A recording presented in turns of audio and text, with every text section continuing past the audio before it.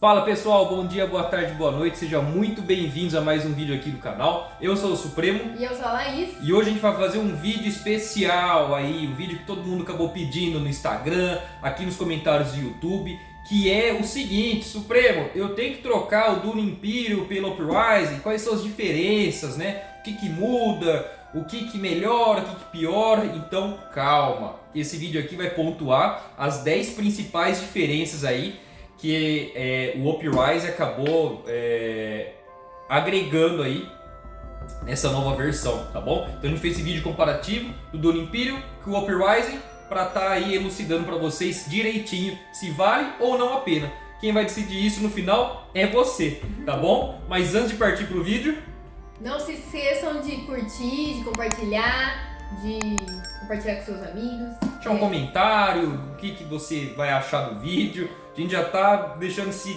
recado antecipado para vocês não esquecerem, tá bom? Então, sem mais enrolação, bora pro vídeo.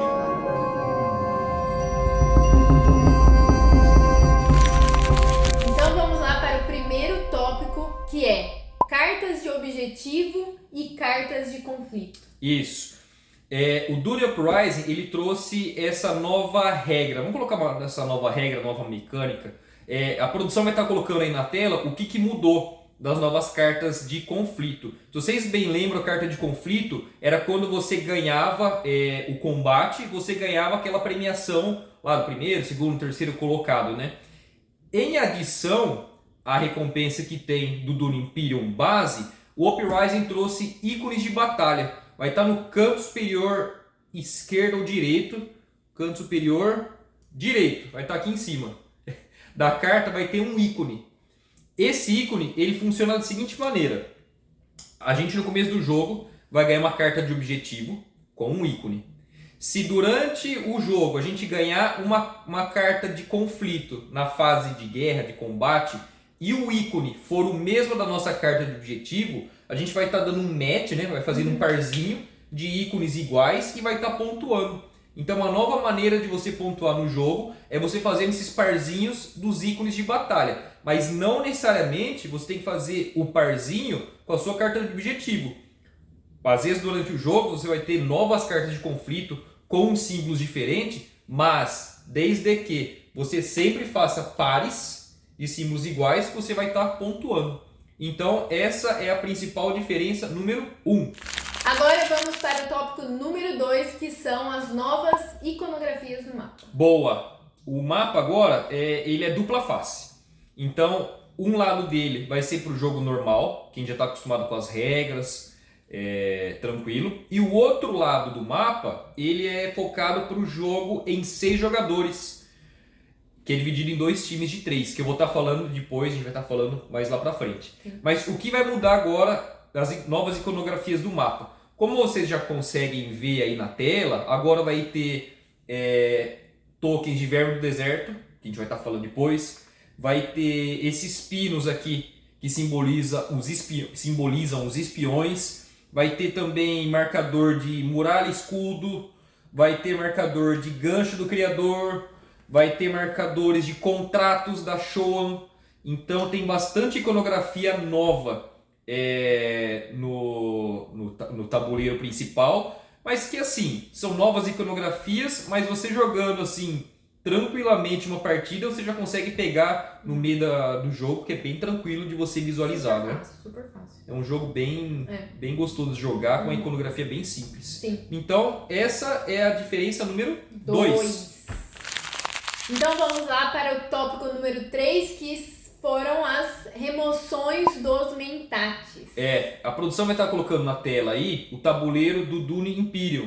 O Dune Imperial tinha aqui no campo do Conselho do Landsraad aquele campo para você estar adquirindo o token do mentate, né? Que seria um jogador extra, né? Uma jogada extra para você estar fazendo. No Uprising, eles tiraram os mentate. Não tem mais o espaço do mentate aqui. Eles substituíram por um privilégio imperial, que vai estar permitindo você recolher um agente seu que já esteja no mapa, ganhando carta de intriga e tal. Depois a gente coloca na tela aí para vocês verem. Então, o que mudou do Imperial para o Uprising é que não tem mais mentate. Tiraram esse campo aqui do tabuleiro. Agora é o tópico número 4, que foram algumas adições no baralho de cartas, né? Na verdade, o baralho inteiro mudou. Com exceção da sua mão inicial, o baralho inicial, que são aquelas 10 cartas, que permanece o mesmo do Dune Imperium, o Uprising ele mudou todas as cartas. Então todo o baralho do Império são novas cartas, completamente redesenhadas aí com as novas iconografias do mapa. Além disso, aquelas cartas fixas que tinha no Dune Imperium mudou também no Uprising. Lembra lá que no primeiro tinha a viagem, dobra espacial, não sei o que. Aqui mudou. Aqui agora vai ter duas cartas que a gente vai estar colocando na tela aí. Uma delas é a Especiaria Deve Fluir, que é mais ou menos parecido que tinha no Dune Imperium. E a outra é Preparando o Caminho, uma carta das Bene Gesserit, que permite que você compre cartas, tal. A gente vai estar colocando aí na tela, mas assim, o que é importante que mudou é que mudou tudo. Sim. Como eu falei, com exceção da mão inicial de 10 cartas, todas as cartas mudaram. Tem agora os novos personagens do Duna, parte 2, que vai estar lançando no cinema aí. Sim. As cartas de intriga, cartas de conflito, tudo atualizado para essa nova versão, com as novas iconografias e as novas mecânicas. Então, essa é uma grande diferença aí de um para o outro. Já adiantando, mas tem problema pegar e misturar as duas? Não, mas o que o jogo pega e fala no manual? Se você misturar muito o Dune Imperium com o Uprising, pode ser que demore para sair as iconografias novas do Uprising. Então você pode misturar carta. Você pode misturar, só que você, por exemplo, pode estar jogando bastante o jogo e não está saindo as iconografias do jogo novo. Então você pode não estar construindo o seu motor, né, o seu baralho mais fluido, assim, né? Você fica meio engessado com as cartas do 1, Se você gostar de um jogo com 5 horas de duração, você faz isso. Pode ser. Mas assim, como a gente é muito fã, a gente gosta de bastante carta. Mas não misturamos. Não. A gente nunca misturou.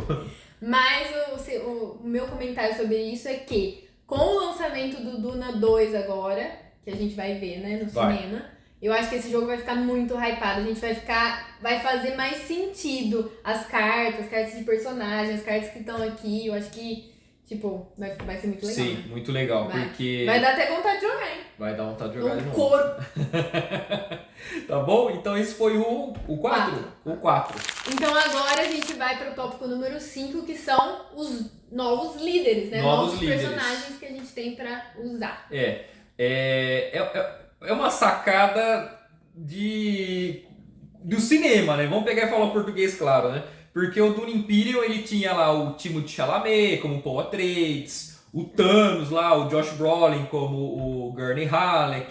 O que acontece? No Dune Uprising vai entrar agora os personagens do Duna, parte 2. Então vai ter agora a Florence Pugh como a Princesa Irulan, vai ter eu sempre esqueço o nome daquele ator lá, eu acho que Christopher Walken, é o anjo da morte do clipe lá. Não, tá.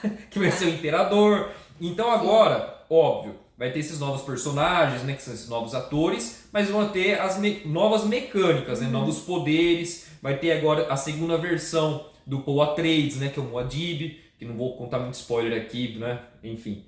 Então agora tem esses novos líderes. Você pode tanto misturar com os líderes do Dune Imperium, com o do Uprising, fazer um baralhão assim e entregar aleatório para cada um. Não tem problema, você pode usar tanto de um como do outro. Mas o que o manual recomenda é você usar os do Uprising por conta da iconografia e dos poderes novos. Beleza? Então, 5 novos líderes. Agora vamos para o tópico número 6, que foi a adição dos contratos da Showan. Uma nova mecânica. A Showan é aquela liga de comércio lá, né? Eles são responsáveis aqui no jogo por esses tokens aqui, ó. O que são esses tokens aqui? Tem campos no mapa, já voltando lá com as novas iconografias do mapa, que permitem que você compre um desses contratos. Como que você vai cumprir esses contratos? Como a gente pegou e já exemplificou naquele nosso vídeo de gameplay, o link vai estar aí na descrição do nosso vídeo, você cumpre os contratos da Showan desde que você aloque o seu agente no espaço permitido, que está aqui no contrato da Showan. Você alocando o agente no local, você ganha recompensa aqui do lado. Cumpriu o contrato, você deixa na sua área de jogo virado para baixo. Então, os contratos da Show é uma nova maneira de você ganhar recursos. Porque a gente sabe muito bem como é difícil ganhar recursos nesse jogo. Especiaria, né? Seja especiaria, seja o solar e principalmente a água. Então, os contratos da Show chegam aí de uma maneira mais acessível para você estar conseguindo mais recursos durante o jogo. Beleza? Então, 6. Contratos da Showa. Tópico número 7 foram as adições dos espiões. Os espiões, vamos lá. Como vocês muito bem lembram, né, se recordam, tinha muita carta do Dune Imperium, o base, o 1, que tinha falando espionagem, sabotagem, não sei o que. E no Uprising, eles fizeram, de fato, os espiões. Os espiões são esses pininhos aqui, que você vai estar sempre alocando em pontos estratégicos do mapa que estão delimitados com um olho. Esse olho simboliza, são pontos de infiltração. Então você pode estar alocando um espião ali, e o espião ele vai ter duas funções. A primeira função do espião, você pode estar alocando um agente seu em um lugar já ocupado por outro jogador. Isso é bom. Então você está fazendo uma infiltração. Uhum. Então você, por exemplo, o verde tá naquele lugar ali e tal, e você tem um espião alocado na intersecção ali das seções, você pode estar alocando o seu peão ali. Sim. A partir do momento que você aloca ali, você retira o seu espião, que a infiltração foi bem sucedida. Uhum. Outra maneira de você pegar e utilizar o seu espião é você tá recolhendo, você tá alocando o seu agente em um dos campos que sejam conectados com o espião. Aí você retira o seu espião e você ganha conhecimento. Quando você ganha conhecimento, te permite comprar uma nova carta do seu baralho. Então, os espiões, eles vieram trazer essa mecânica muito bacana, assim. Uhum. Então você nunca vai estar completamente bloqueado. Você sempre vai estar podendo deixar um espiãozinho ali para falar assim, putz, vai que a Laís pega e usa o lugar tal ali, tal, você tal, já tal. garante seu lugar. Você tem um espião ali, você permite estar alocando seu agente ali e removendo o espião posteriormente. Então os espiões aí foi uma mecânica que eu gostei bastante do Uprising, que não tinha no Dune Imperium normal. Sim. Tá bom? Então esse foi o número 7. E os espiões combo, né? Porque a gente falou das iconografias, né? Vai ter toda uma iconografia nova, tanto nas cartas como no tabuleiro, mostrando onde e como você deve usar os espiões. 7 espiões. Agora, o 8º, ele que não poderia faltar, que são os vermes do deserto. Os vermes do deserto. É meu personagem favorito. O verme do deserto. O verme. Vamos lá então. Como a própria capa já mostra, né? Ó, vai ser o grande astro aí do Duna Parte 2 do Uprising, os vermes do deserto. O que são os vermes do deserto? Os vermes do deserto, meu amor, eles acrescentam 3 de força na sua tropa. Só que, para você pegar e utilizar os vermes do deserto, o jogo do Uprising, ele vem com esses tokens de madeira de verme, e tem também os tokens, as miniaturas de plástico. Tá guardado, mas a gente coloca na tela para vocês verem como é que é. Qual que é a função do verme, então? Primeiramente, para você pegar e recrutar um verme, você precisa domar o verme. Exatamente. Para você domar o verme, você precisa ter os ganchos do criador. Os ganchos do criador servem para você domar o verme. Se você não tiver o gancho, você não consegue recrutar o verme. Uhum. Só que, lembrando, o verme vale 3 de força e precisa do gancho. Só que nem em todos os conflitos ele pode participar. Porque agora nós temos as muralhas e escudos. Se por algum motivo o conflito daquela rodada acontecer dentro da cidade murada aqui, guardada pela muralha e escudo, e a muralha e escudo estiver ativa, o verme não entra, igual no filme. Os vermes não entram no muralha e escudo. Então, para você recrutar um verme numa batalha de cidade murada, você precisa quebrar a muralha e escudo. Uhum. E onde você faz isso? Nos novos iconografias do tabuleiro. Então vai ter campos especiais aqui que você pega e consegue o gancho. Vai ter campo aqui que você pega e destrói a muralha escudo. E vão ter campos aqui que você pega e recruta os vermes da areia. Importante, os vermes da areia, eles nunca vão para sua guarnição. Eles sempre vão já pra batalha, pro tiro porra de bomba lá, pra pancadaria. Então... Eles estão lá na areia, né? Estão lá. Você doma eles. Você eles. só toma e vai pra luta. Joga lá, entendeu? Joga a bomba lá. É. E outra coisa importantíssima do verme da areia é, se você vence um conflito tendo um verme da areia no seu exército, o bônus do conflito, lembra lá das cartas de conflito? Lá tem primeiro, segundo, terceiro. Se você ganhar, o bônus ele dobra.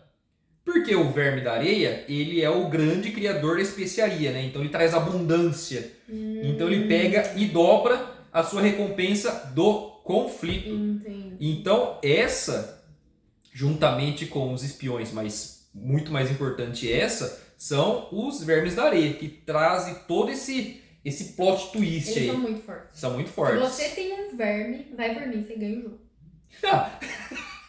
Ele dá bastante força, né? Ele dá força Ganha 3. o jogo. Ganha o jogo. E dá esse Ganha. esse flavor, assim, né? Pra você tá pegando e dobrando. Te dá mais vontade de ganhar a recompensa? Porque você dobra, né? É bom. Você dobra o conflito lá. Uhum. Então é isso. Os vermes da areia, então, acrescenta os vermes da areia, os ganchos e a muralha escudo. E também tem o dobro da recompensa caso vença com vermes da areia. Importante adição, que não tem no Doom Imperium base. Então essa foi a número 8. E agora, nosso penúltimo tópico, nós vamos falar sobre o modo solo, 2 jogadores e as cartas de rivais. O que acontece? Se vocês lembram lá no Doom Imperium normal, para você pegar e jogar 2 jogadores, você precisa acrescentar a Casa Ragal. Aqui também precisa colocar a Casa Ragal, mas em adição a isso, eles colocaram também as cartas de rivais. O que são as cartas de rivais? São como se fossem os líderes, só que do NPC, da Casa Ragal. Então a Casa Ragal vai ter um líder, que no caso é representado por essas cartas de rivais. E o que pega e modifica essas cartas de rivais, vocês me perguntam? As cartas de rival, elas têm efeitos que você pode ativar elas durante o jogo. Então, por exemplo, sempre que o NPC, né, a Casa Ragal, faz certos tipos de ação, ele pega e ativa um efeito que vai dar ainda mais problemas, aí, complicações para a jogatina solo ou de 2 jogadores. Ela ativa esquemas, né? Sim. Então, sempre que ela pega e acrescenta espiões, sempre que ela pega e compra o seu mestre espadachim, ela vai estar trigando, né? Vai estar ativando esses efeitos aqui. Beleza? Então tem vários. Tem desde o Doom Imperium 1, tem lá o Raban, tem o Vladimir Harkonnen, Princesa Irulan, tem várias cartas de rival que você pode estar embaralhando no jogo solo e 2 jogadores, comprando. E como eu falei, ele é como se fosse o líder da Casa Ragal, do NPC aí, da inteligência artificial, o que vocês acharem melhor nessa nomenclatura aí, tá bom? Então, uma adição que eu achei muito válida. Sim. Porque a gente já jogou o Doom Imperium com a Casa Ragal, é ok, né? Você vai virando as cartas, vai mudando ali e tal, vai comprando pontos de vitória, mas tendo essa personalidade aqui, essa individualidade nas cartas de rival, parece que dá mais alma. Sim. Pro inanimado aí, né? Sim. E é isso então, cartas de rival, adição número 9. E por fim, o nosso último tópico é o modo para 6 jogadores, que é um pouco diferente. Esse modo para 6 jogadores pegou a gente de surpresa, por quê? Pegou. Quando a gente pegou e comprou o jogo, sem estudar muito, a gente achava que ia ser todos contra todos, né? Como diria meu irmão Juninho, se por si. Se por si. Mas não. O modo de 6 jogadores do Dune Uprising, ele é dividido em 2 times. Um time vai ser os Fremen, né? Liderados aí pelo Paul Muad'Dib. E o outro time vai ser liderado pelo Imperador, né? O Shaddam Corrino 4. Então, o modo de 6 jogadores ele tem essa peculiaridade aí, que cada um vai jogar num time, 3 contra 3, e cada time vai ter um baralho inicial, individual e exclusivo. Então, diferentemente do jogo normal, que tem lá as 10 cartas, todas as cartas iguais cada um, aqui no modo 6 jogadores, não. Primeiro, vai jogar com o outro lado do tabuleiro, que tem novas iconografias, novos efeitos, e além disso, as 10 cartas iniciais, tanto da facção dos Fremen quanto do Imperador, são diferentes entre si. São cartas que dizem respeito mais à sua facção. Então vai ter ali a carta da Shani, vai ter a carta do Stilgar, ali no Imperador vai ter a carta do Sardaukar, blá blá blá blá blá.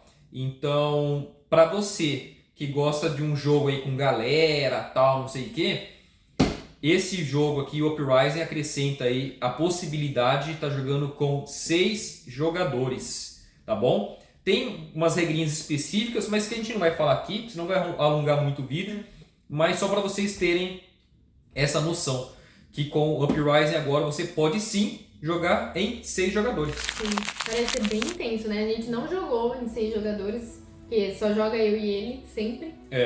Mas deve ser bem... Porque eu acho que em 6, 3, 3, você tem que ficar conversando com a sua equipe, né? Sim. Então, tipo, praticamente os dois vão saber, as duas equipes vão saber o que o outro tá pensando. Vocês vão ter que jogar muito em sintonia, assim, né? Pra tá combando ações, pra tá tentando tirar o melhor proveito aí da cada fase de ação de cada um, né? E nossa, tem toda uma regra especial, tem ativações de jogadores e tal, bem bacana pelo que a gente leu, assim. A gente até ensaiou jogar, mas meus irmãos não toparam. O Juninho e o Murilo, é pra vocês, vocês não quiseram jogar. E é isso. E tá visto então as 10 principais diferenças aí que a gente pegou e notou das nossas jogatinas, dos nossos estudos do manual, que trazem aí esse novo frescor no Dune Uprising. Aí vocês perguntam, Laís, compensa eu pegar e vender o meu Dune Imperium e pegar o Uprising? Então, se você viu esses 10 pontos que a gente pegou e colocou e falou assim, pô, meu, acho que vira, hein? Aí tudo bem. Mas se você pegar e pensar, putz, Duna é um jogo maneiro, hein? Gosto da história, gosto do filme, gosto dos livros, assim como eu quero ter tudo. Então, eu decidi não vender e tá aqui com a gente. Tanto é que é o que a gente pegou e falou. Tem essa possibilidade de você estar pegando e colocando as cartas de um no outro. Então você pegar e dar uma aleatoriedade maior no jogo. Fora as expansões, né? Tem as expansões também. As expansões servem para os dois, né? As expansões servem para os dois, mas com adaptações. Tá. Porque as expansões lá, Ascensão de Ix e Imortalidade, no Dune Imperium normal, tranquilidade. Só acrescentar aqui e jogar. Já aqui vai ter certas modificações que você vai ter que consultar o manual lá, que eu não vou lembrar agora, para estar adequando essas duas expansões aqui no Uprising. Tá bom? Então acho que tá visto aí. Sim. Qual a sua opinião? Você gostou mais de jogar esse ou esse? Uprising. Claro, porque tem o meu personagem favorito, que é o Verme. Se você gosta do Verme, assim como eu ficaria com esse jogo aqui. Além de você poder fazer uma ação que tá bloqueada, né? Com os espiões. Eu acho que isso daí foi muito legal também. E, não sei, eu acho que adicionou mais coisa pro jogo. Ficou mais legal. Ficou mais... É bom. Mais corpudo, assim, né? Vamos falar com mais corpulento, assim, né? E a gente não jogou com as expansões que eu quero jogar ainda. Se vocês quiserem, a gente pode fazer um vídeo também falando das expansões, o que a gente achou. E é isso. É isso, né? Eu também... Se você pegar e perguntar pra mim, pô, depois de tudo isso, qual que você prefere? Tipo assim, eu não tenho nada do Duna. Eu quero comprar hoje. Eu vou falar assim, compra esse. Sim. Compra esse aqui. Porque ainda mais esse se aqui... o filme 2 for bom, aí você compra esse. Porque esse aqui parece que ele teve mais um refinamento de regras, assim, né? Sim. Parece que ele teve mais esse cuidado aí com o verme, com os espiões, com os contratos da Show. Que parece que é pouca coisa os contratos da Show, mas ajuda demais. Muito. Demais. É um espiãozinho que você ganha ali, 2 solares aqui, uma água ali, que muda completamente o jogo. Sim. Tá bom? Então acho que tá visto aí, né? Nossas opiniões. Se você mora no Canadá e quer jogar com a gente, chama a gente, porque a gente vai jogar. Manda um inbox. Tá bom então, pessoal? Espero que vocês tenham gostado do vídeo. Não esquece de conferir se está inscrito, deixa seu curtir, seu comentário. Deixa um comentário aí falando, pô, faz vídeo aí das expansões do Duna, pô, quero ver alguma outra coisa aí. Sim. Que a gente está sempre lendo os comentários, respondendo vocês. E ajuda demais pra gente ter novas ideias, né? Sim, com certeza, muito. E é isso então, por hoje é só. Espero que tenham gostado do vídeo. Nos vemos numa próxima e Até mais! boas jogatinas. Valeu! Duna 2 nos cinemas, hein?